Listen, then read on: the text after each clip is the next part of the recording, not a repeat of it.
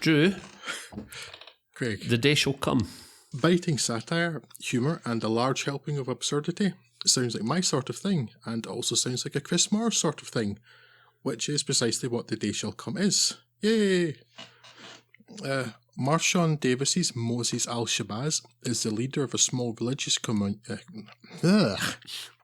Davis's Moses Al-Shabazz is the leader of a small religious commune in Miami, the Star of Six, whose aim is the improvement of the lives of black people and the non-violent, toy crossbows aside, overthrow of the accidental dominance of the white race.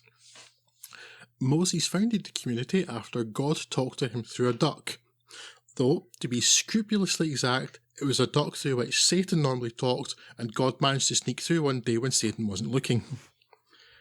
This fact is one of several early clues that Moses is not well. He's a kind, well-meaning and mostly harmless young man who fortunately is plagued by angels more than he's plagued by demons, but who would clearly be far better off back on his medication.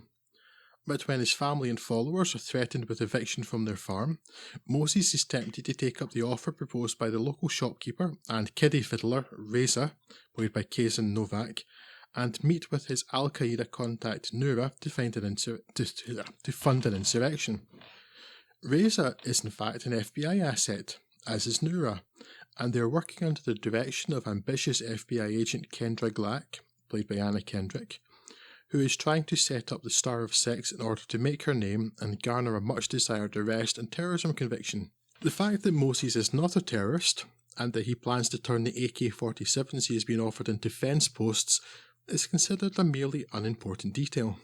Things become more serious when Moses' landlord demands radioactive material for some connections of his, and the members of the commune are now involved in an increasingly more farcical situation, which culminates in a declaration of a nuclear emergency that isn't actually a nuclear emergency, but that can only be called off by the people who know that it isn't a real nuclear emergency, first declaring it a nuclear emergency because you can't call off something that doesn't exist without first declaring that it exists.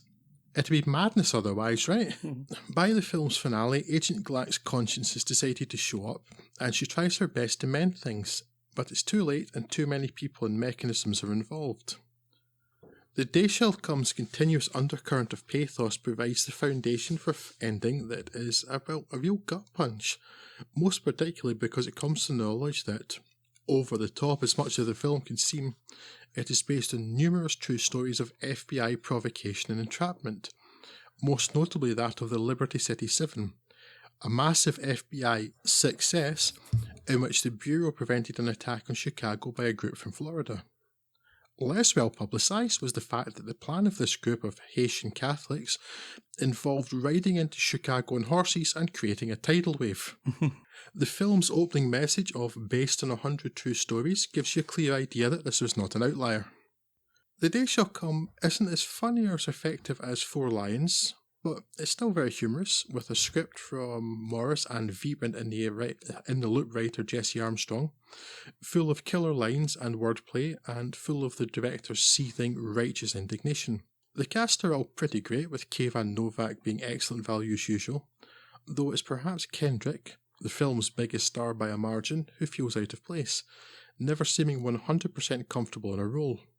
However, she is playing a character trying to prove herself in a male-dominated world, and I could be persuaded that it is the role, not the performance, that causes the slight awkwardness.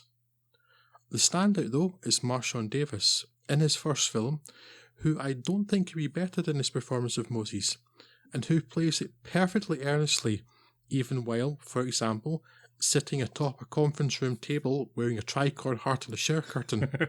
I very much look forward to seeing more of him.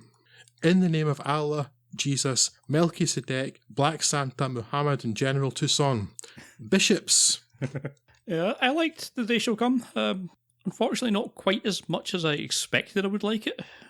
That's my only kind of negative, is that given that I hold Chris Morris in such high regard for everything for as long as I have, I automatically expect that anything that his name is attached to will be the best thing ever, and this is just a good thing.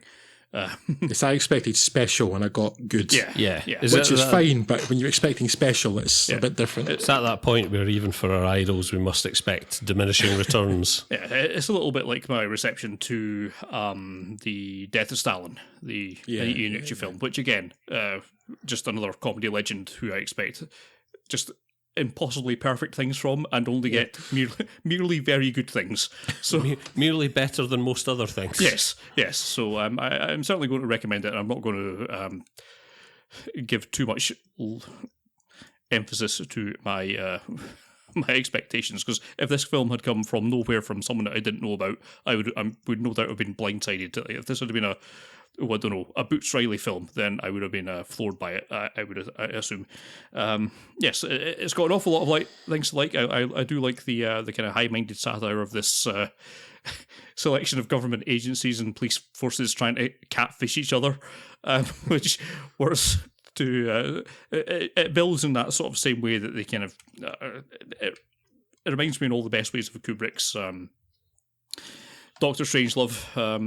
There's lots of really lovely elements of satire on how the government agencies kind of play each other, and there's lots of really funny things that go there. And the wordplay, as you mentioned, is exemplary, and there's some really good lines in it, and some really interesting characters to latch onto, mainly from the sort of the church's side of things. And I enjoyed it. It's clearly the best film we've spoken about today so far, and thankfully one that looks like we'll actually be able to recommend that people watch without any particular provisos or asterisks or anything. So yes. Let's end on a positive note. This was a good film.